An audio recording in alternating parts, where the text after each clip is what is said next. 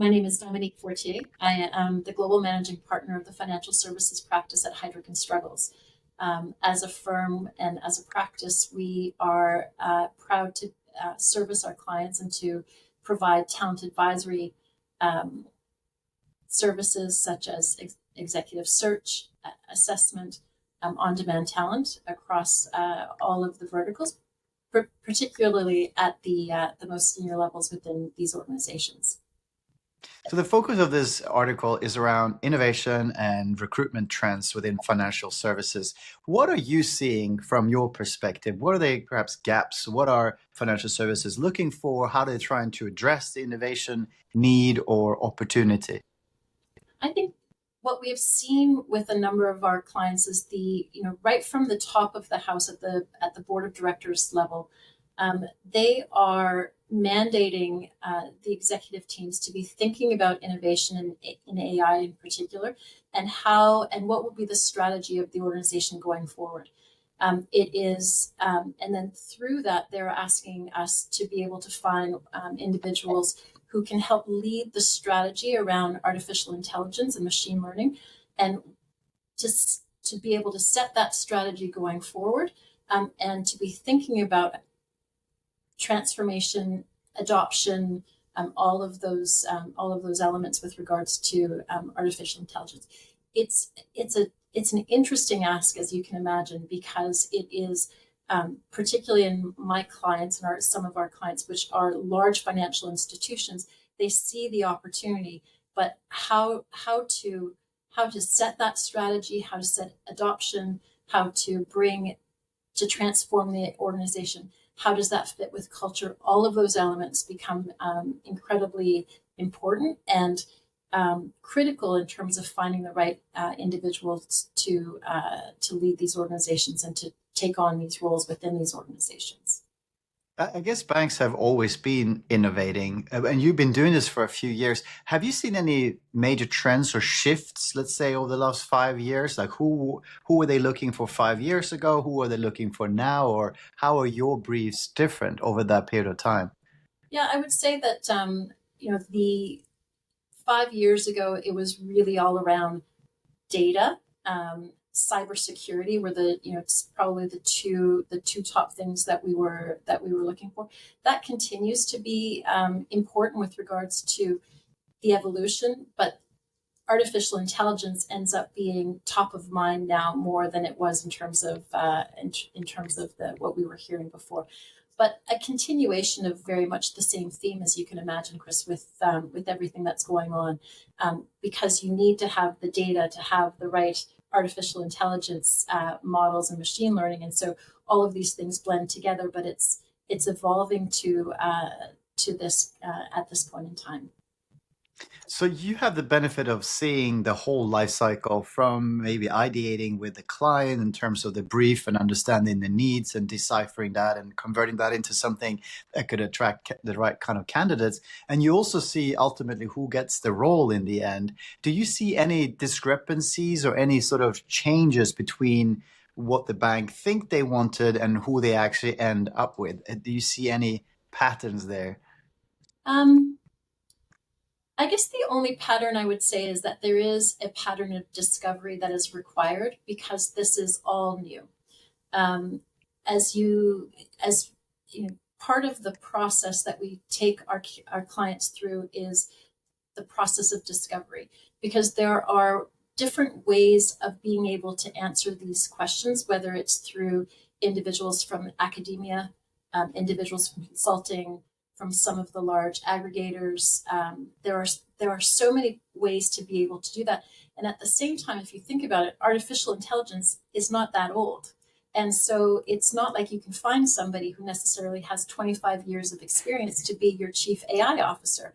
And so part of this is it takes it consistently takes time for organizations and the hiring managers to find the right combination of skills, of experience, of how would I say, culture elements, and then finally compensation. So those are the four the four aspects that I think people have to come to terms with, because someone who may have great experience on the fintech side and be extremely data driven, having worked with one of the large leaders, may not be affordable and may also not fit into what is a bank environment and what's required there. So that tends to take time, and it's a journey that we go on with our clients on a regular basis. So kind of double clicking on that, I suppose. So we zoom in on a typical organization that you work with. Which departments or which functions seems to have the most urgent need to import new tech talent, or perhaps on the other side of the spectrum, which functions are still kind of quite happy with the pool that they're already getting, maybe being resistant even to changing things too much? Um, I think it's across the board. So I think if there's one area where um, it's starting is really in tech and ops for the banks. So that would be the first spot. But today our team was on a pitch for an HR AI person, and so it's evolving, and people are trying to start thinking about where are the various elements of where we could be using artificial intelligence, and so it will span technology and operations, HR, security, compliance, risk. We're seeing it through all of these, and not a day goes by where we're not having one of these discussions in a new area where we would have, 2 years ago, we wouldn't have been talking about these things. You already mentioned AI, and it's kind of hard to have a conversation with anyone about anything these days without discussing the impact of Gen AI in particular.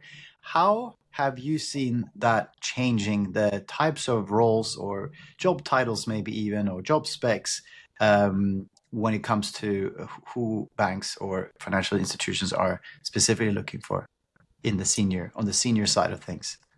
Um,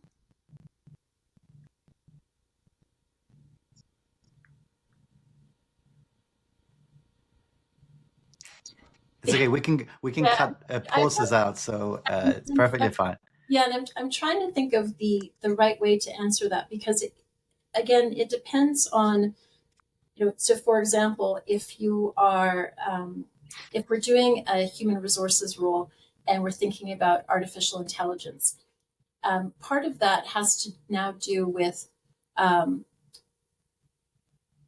you know, which part of it is it that we're thinking about? Is it artificial intelligence in terms of implementation? Is it artificial intelligence in terms of policy?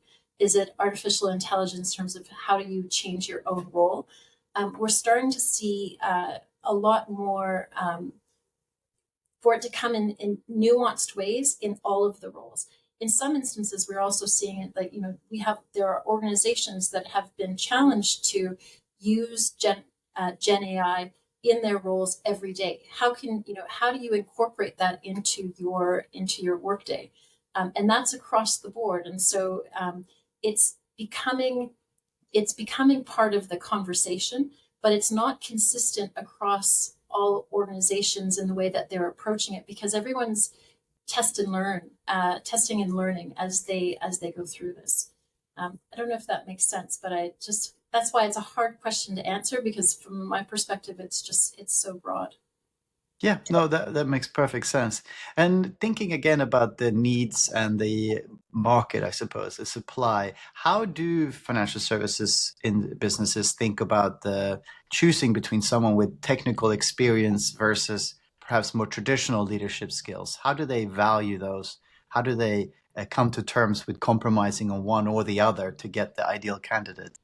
Well, our clients will never want to compromise on one or the other, but there are trade-offs. And I think at the end of the day, that has to be just like in any situation, when we put together the role specification, we will talk about putting together the perfect unicorn. And then we try to figure out where the pluses and minuses are.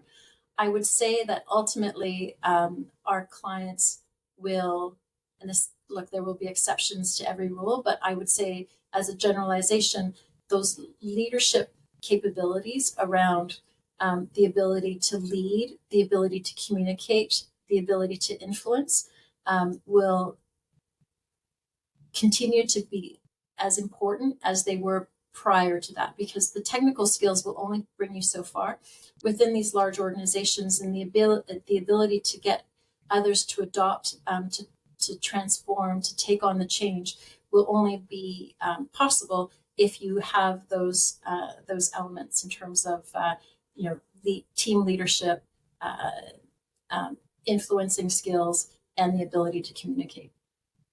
So we've talked a bit about the employer's perspective for now, but thinking about the candidate's point of view, what kind of a person is ideally positioned to take on a technologist role within a traditional organization, to drive innovation and perhaps dealing with being in a regulated, slower moving type of business versus perhaps alternatives, which could be going to a Google or a Meta or something. How do you think about the mindset required for a candidate to do well and thrive? From my perspective, I believe that those who are most successful are those that are looking to be in an environment where they can make a difference, and where they will have the opportunity uh, to be the head person or one of the leaders in this space, in this organization. And so if you're going to a Meta or a Google, you're part of an army of people who are doing that. Whereas, within these organizations, you have a chance to be able to lead and set strategy, and make a difference to what impacts individuals every day. And so that resonates with people who have had a chance to work within the Metas and the Googles, and who are now looking at this as an alternative. From a culture perspective, you have to be prepared for that. Now, it tends to be that the individuals that we're seeing going into these organizations will at some point have had experience within a larger either professional services organization or financial services organization, so that they don't come into an environment where all of a sudden there are 80,000 people and they're trying to work within that construct when they've come from somewhere much smaller, much more perceptibly, maybe perceptibly more nimble. Although I would argue that in some cases the banks are able to work very quickly if they are organized in the right way when it comes to this to innovation. So that will have an influence. Ultimately, we're looking for individuals when we're making these changes, when we're looking for these candidates who are resilient and who have demonstrated agility in the past. And so by having those characteristics, then we can they will have a greater chance of success within these organizations. They tend to be they tend to know what they're getting themselves into before they jump in. And so to wrap things up and staying on the candidate's perspective, how has the path to becoming a CXO or a senior leader within a financial institution evolved? What kind of trends and backgrounds are you seeing today at the people that you are successfully placing with your clients? Again, it depends, but I would say that we're starting to see those individuals who have demonstrated agility and resilience by taking on different roles in different types of organizations.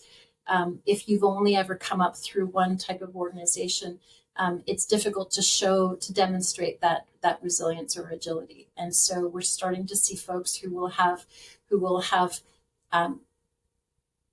taken the opportunity to move through different paths to be able to demonstrate that, and who can then, hand on heart say, "This is what I'm looking to do, and this is where I can have an impact," because they come from a place of knowledge and from a demonstrated path of curiosity, resilience, and agility.